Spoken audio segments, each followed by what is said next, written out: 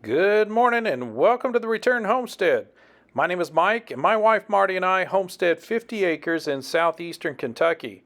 We are busy doing a remodel today. We're working on the 2001 Fleetwood mobile home that's here on the property. We're going to be hanging some drywall. We've noticed over the last few years that whenever you mention drywall to a DIYer, they always cringe. Everybody hates hanging drywall. But it's not a really hard task to do, so we're going to cover the basics here of how to get a sheet of drywall cut to size and get it secured properly to the wall. So now that we have the electrical landed and the boxes are attached, we'll take care of the electrical in the bedroom on another video. But for right now, we want to get busy hanging drywall there in the laundry room. Drywall is going to come in a 4x8 sheet. In order to cut this to length to make it fit, you're going to need a T-square. This is a really easy tool to use. It's designed specifically for sheet goods and in particular drywall. So I'll show you how to use this here in just a minute. First thing you need is a measurement. We're 75¼ inches across that outside back wall. So I'm going to go ahead and cut this drywall to fit.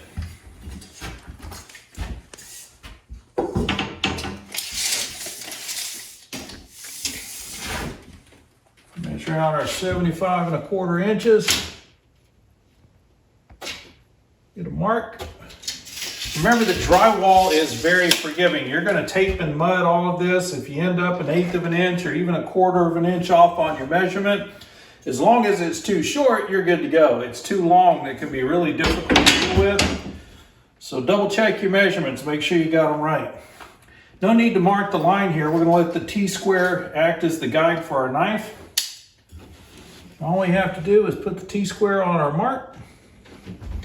Hold the bottom of it with your foot, and we're just going to make a nice even cut down the length of the drywall. Make sure your cut goes all the way through to the bottom.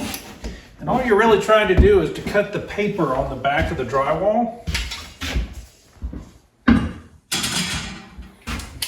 Drywall seems really brittle, but in fact, it breaks pretty easily. Once we've got that paper broken, we're just going to do a little tap from the other side. Drywall will fold over. Take a knife, cut the paper on the other side.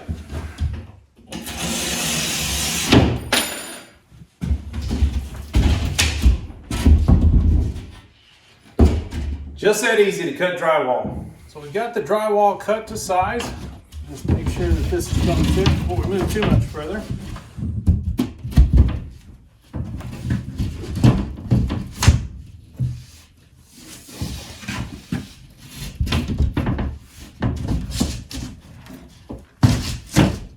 All right, and as usual, I've cut it extremely snug, but it should fit in there. The other thing you want to make sure you do before you put the drywall up is to mark the location of the center of the stud. Once the drywall is on there, these studs are going to disappear, and it's going to make attaching your screws a lot harder if you don't mark them now.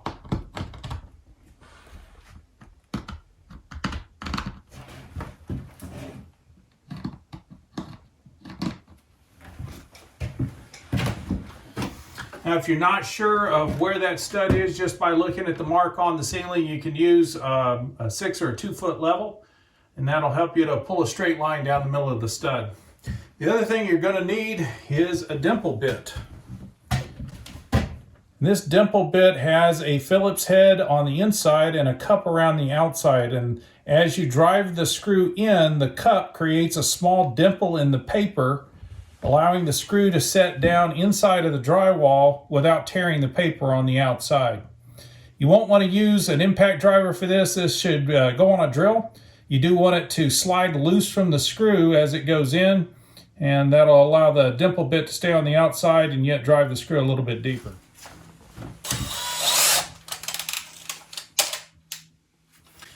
Now, this is best done as a 2-person job to get a sheet of drywall up on the wall, but it can be done by 1 person. It does hold itself up fairly well with the paper pressed against the stud. You get some really good friction. Usually just leaning into it lightly will hold it in place while you get a screw set. But if you're not sure of your ability to hold it up there, you can always put screws in advance. Just leave them slightly in the drywall, line them up with the studs. It'll be really easy to hold it up after that.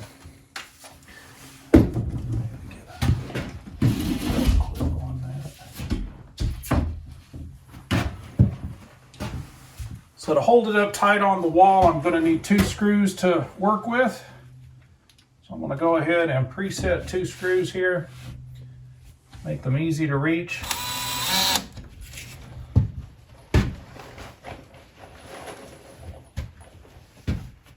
A set of pouches with your screws in it makes this job a whole lot easier. So just get those screws started. Now all we're going to do is lift the drywall up into place and put screws in.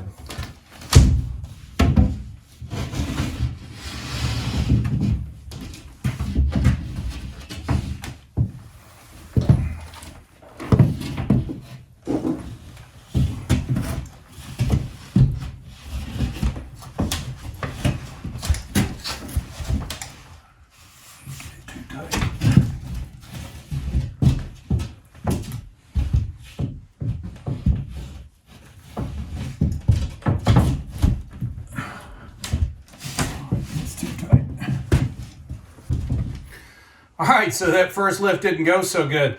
I do have a tendency to cut things pretty tight. This one's a little too tight. Never assume that your walls are square. You can actually see in this corner that the gap on the bottom is bigger than the gap on the top, which is usually a good indication that you're out of square. So you may need to make some adjustments to the edge of your drywall. A couple of different ways of doing that. Probably the easiest way I've found is literally just to shave it. If it's only a 1/16 of an inch or so, you can just come in with your knife edge, turn the other way, just grate this down like a cheese grater. Yes, it does a little damage to the paper at the edge. I'll clean that up a little bit with my knife, but I'm going to be taping and mudding these corners anyway, so this does not have to be a perfectly straight edge.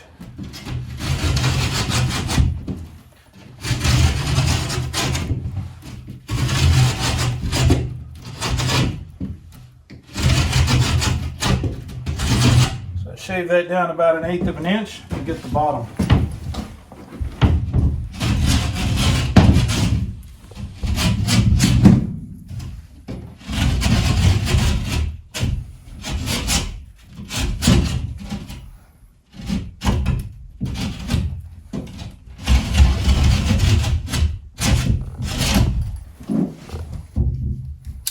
I'll see if that'll fit.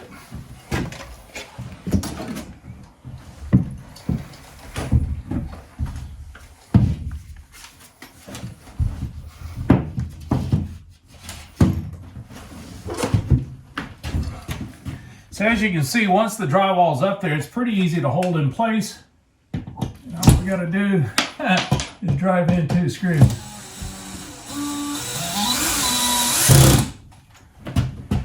We got one in.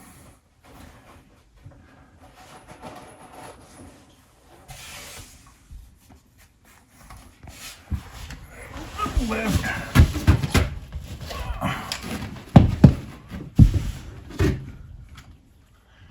Does that look square or level at the top? Yeah. Okay. There we go. Those 2 screws will hold it up there.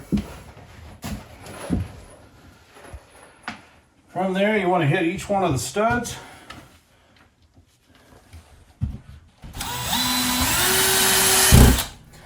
Now, some people, when they're hanging drywall, they'll just get 2, maybe 3 screws in each sheet.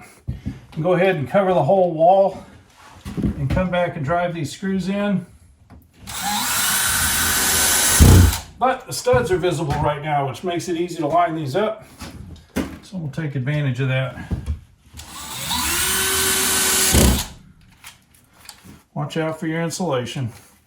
We want that to stay inside the wall.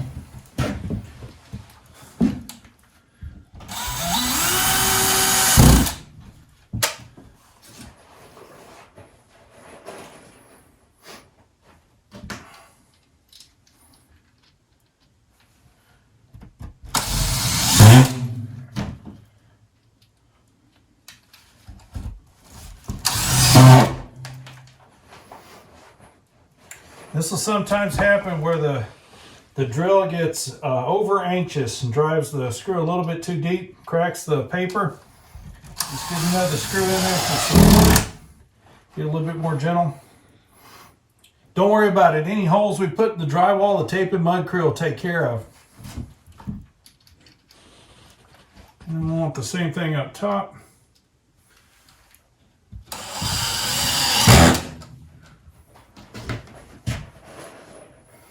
Now you can see why it was so important to mark our studs.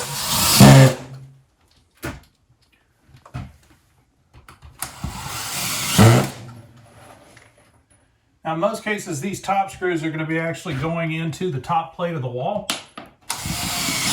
They will on the outside of this wall in particular. Just get one in each one of the studs, or around the stud. Then we've got to secure this entire sheet to the wall. Now code is to put the screws 9 inches apart along the outside edges of the drywall, and then 1 foot apart across the middle of the drywall. So we've got 4 feet of drywall there, which means we need 2 screws in the middle in order to get 4 screws on each one of these. So if we go up the outside edge, we're just going about 9 inches, driving in screws.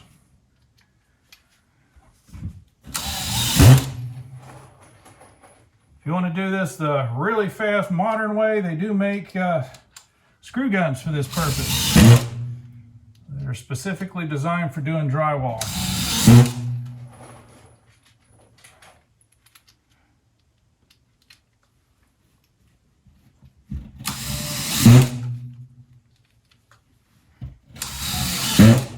That's close enough to every 9 inches. And then we just want to come up about 1 foot. From the bottom.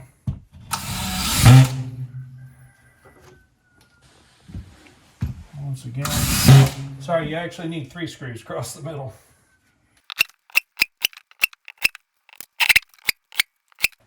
And then along the outside edges, again back to 9 inches. Yes, you're going to drop a lot of screws along the way. That's actually a roofing nail. Don't worry about picking them up. You can get them all when you sweep up. And because we do have a top plate up top, we can set screws at 9 inches or less, so we'll put a few extra in there.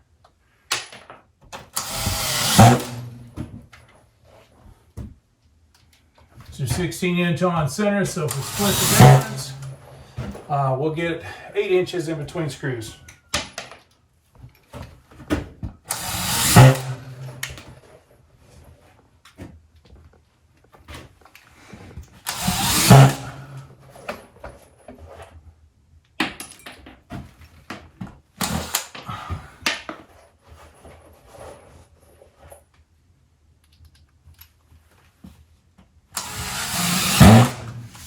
As you can see, using the heavy leather gloves to do this is a little bit difficult. You might find a pair of rubber gloves that would be a little bit easier to work with the screws. Don't recommend using bare hands unless you've got some really serious calluses on your fingers. These coarse threaded screws will tear the pads off of your fingers. So be sure you got a pair of gloves on when you do this. When I go to put mud on this wall to cover up all of these screws, I'm going to be using a metal knife. You'll see me with that knife. It's just got a nice flat straight edge. And the reason we use the dimple bit is so that the screw heads don't stick out. You hear that one sticking out right there? So we'll have to drive that one in a little bit deeper. Otherwise we won't be able to get mud to stick over the top of that. But most of these screws you can hear because of the dimple bit. There's one sticking out. It's always a good idea to come back with your drywall knife and check those before you start mudding. So all that's left to finish this wall is to get the drywall on the bottom half. Now typically you would have an 8-foot wall. That makes this a pretty simple job. We cut another piece of drywall to the same length and put it up. This is only a 7-foot tall wall, which means we're going to have to trim this board down some. So we've got 36¼ inches to work with. Plus we need to make sure we leave a gap at the bottom. Remember, we're going to be putting tile under here. We want to make sure that the drywall is raised up off of that tile a little bit. I'm going to double check my measurement for the length of the wall. And I'm going to call it still 75 1/4, but I think I'll cut it back to 75 1/8 when I cut it. First, we're going to cut the drywall to length. We've measured out 75 1/8. So go ahead and get this cut.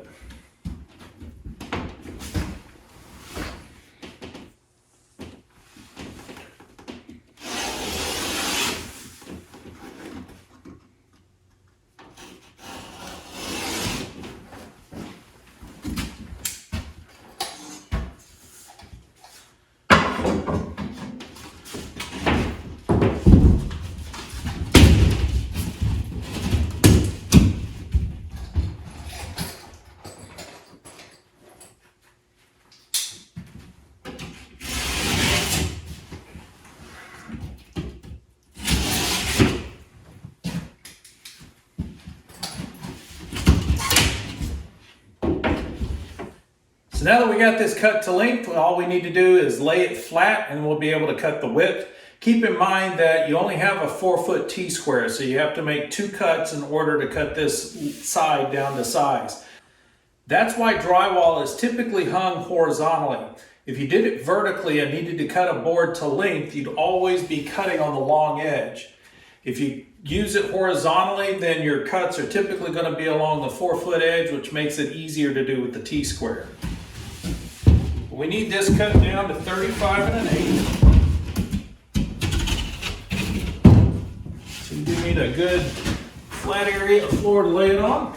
We need our T-square.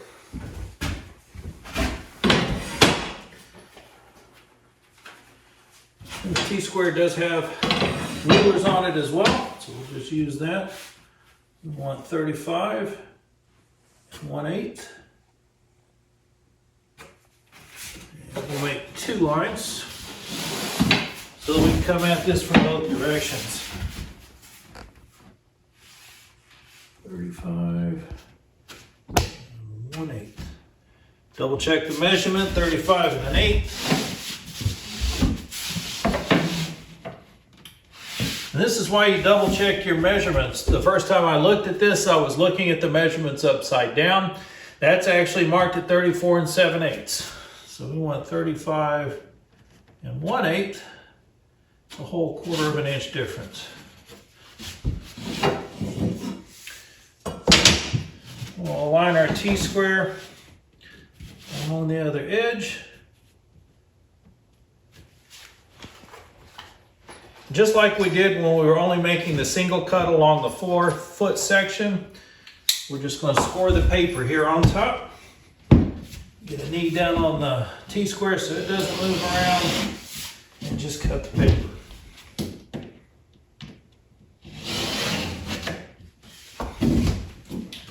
We'll flip the T-square around the other way.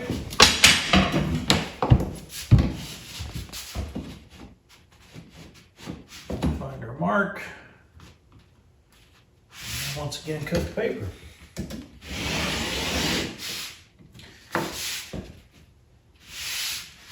Make sure you keep a tight grip on your T-square.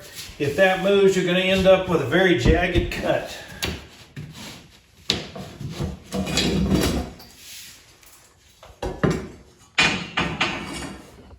And this is the slightly awkward part.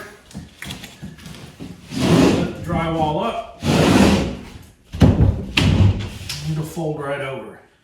And just like we did when we cut the 4-foot side, we're just going to cut the paper along that crack. You don't need to cut it perfectly. You got most of it cut, it'll snap right off. So again, we're going to be putting tile on this floor, so that's a 1/2 inch. I'm raising the drywall up another 1/2 inch. So we've just stacked up some small scraps of drywall on the ground. That's where I took my measurement from. So if we got the length right, this should slide right into place.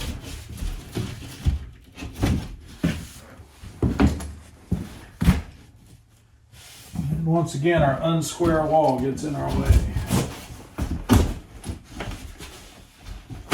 There we go.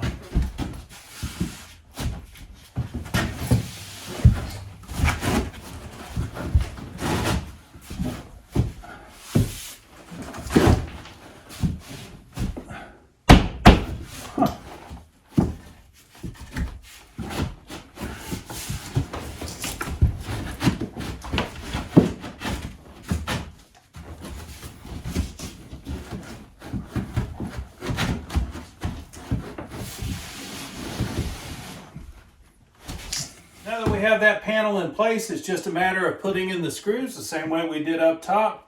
This wall will be secure and we can move on to that wall and the next. So we're going to go ahead and turn the camera off at this point, get some drywall up, and we'll show you guys what it looks like when we're done. But we didn't turn the camera off. We kept hanging drywall, and there were a lot of other very interesting problems to solve along the way. Some of these problems were completely new to us, even though we did remodel the train depot from the Leadwood copper mine. That was a major construction project. But we thought you might enjoy seeing some of the ways that we solved these problems, so we're going to keep shooting and we'll make another video. We do appreciate you visiting us today. Please do subscribe, hit that like button while you're in there, and we'll see you on the next video.